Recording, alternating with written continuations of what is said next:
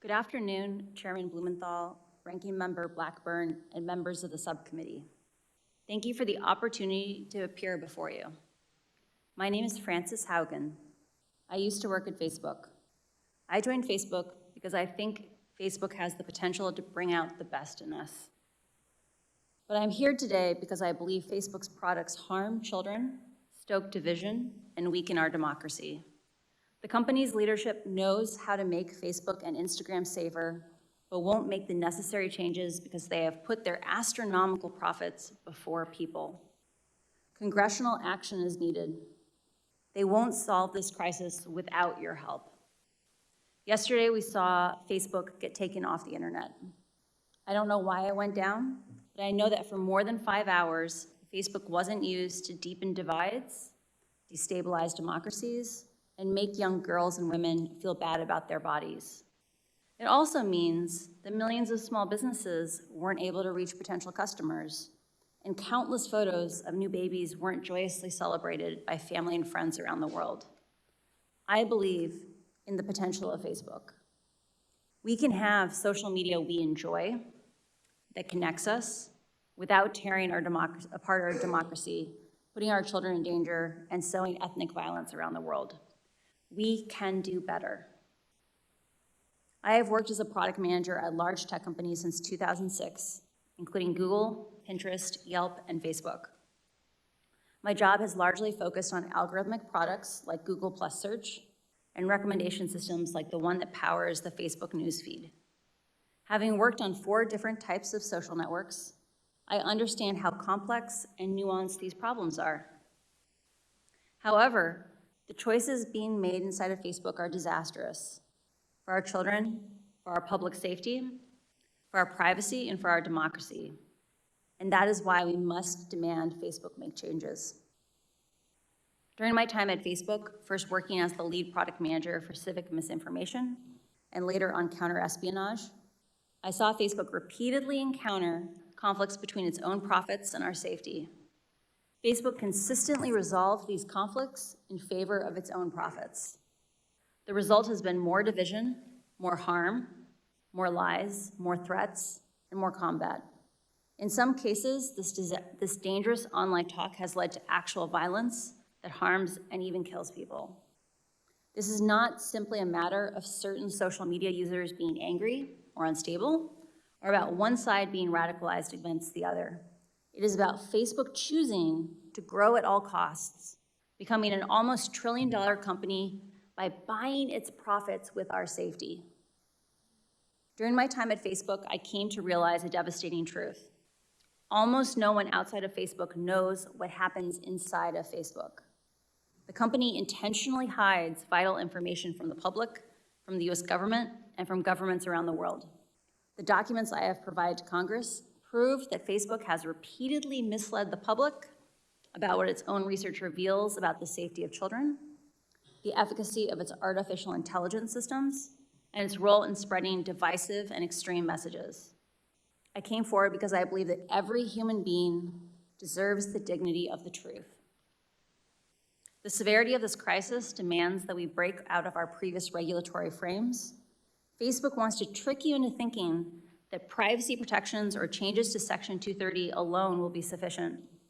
While important, these will not get to the core of the issue, which is that no one truly understands the destructive choices made by Facebook except Facebook. We can afford nothing less than full transparency. As long as Facebook is operating in the shadows, hiding its research from public scrutiny, it is unaccountable. Until the incentives change, Facebook will not change. Left alone, Facebook will continue to make choices that go against the common good, our common good. When we realized big tobacco was hiding the harms it caused, the government took action. When we figured out cars were safer with seatbelts, the government took action.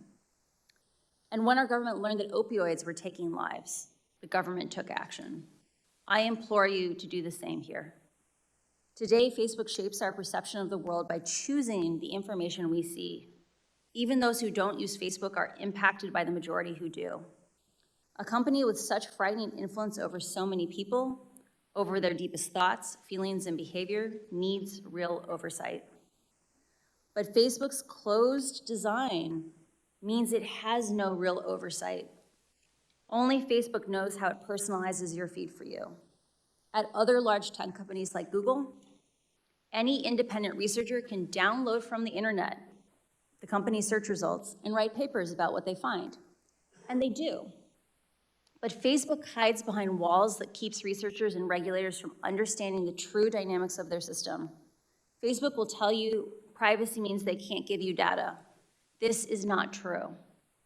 When tobacco companies claimed that filtered cigarettes were safer for consumers, scientists could independently invalidate these marketing messages and confirm that, in fact, they posed a greater threat to human health.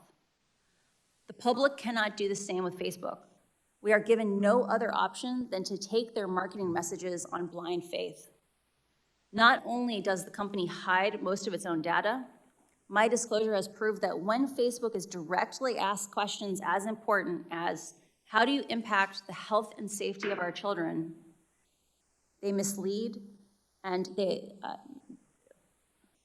choose to mislead and misdirect. Facebook has not earned our blind faith. This inability to see into Facebook's actual systems and confirm how they work is communicated and confirm that they work as communicated is like the Department of Transportation regulating cars by only watching them drive down the highway. Today, no regulator has a menu of solutions for how to fix Facebook because Facebook didn't want them to know enough about what's causing the problems. Otherwise, there wouldn't have been need for a whistleblower. How is the public supposed to assess if Facebook is resolving conflicts of interest in a way that is aligned with the public good if the public has no visibility into how Facebook operates? This must change. Facebook wants you to believe that the problems we're talking about are unsolvable. They want you to believe in false choices. They want you to believe that you must choose between a Facebook full of divisive and extreme content or losing one of the most important values our country was founded upon, free speech. That you must choose between public oversight of Facebook's choices and your personal privacy. That to be able to share fun photos of your kids with old friends, you must also be inundated with anger-driven virality. They want you to believe that this is just part of the deal. I am here today to tell you that's not true. These problems are solvable. A safer, free speech respecting, more enjoyable social media is possible. But there's one thing that I hope everyone takes away from these disclosures. It is that Facebook can change, but is clearly not going to do so on its own. My fear is that without action, divisive and extremist behaviors we see today are only the beginning. What we saw in Myanmar and are now seeing in Ethiopia are only the opening chapters of a story so terrifying, no one wants to read the end of it. Congress can change the rules that Facebook plays by and stop the many harms it is now causing. We now know the truth about Facebook's destructive impact.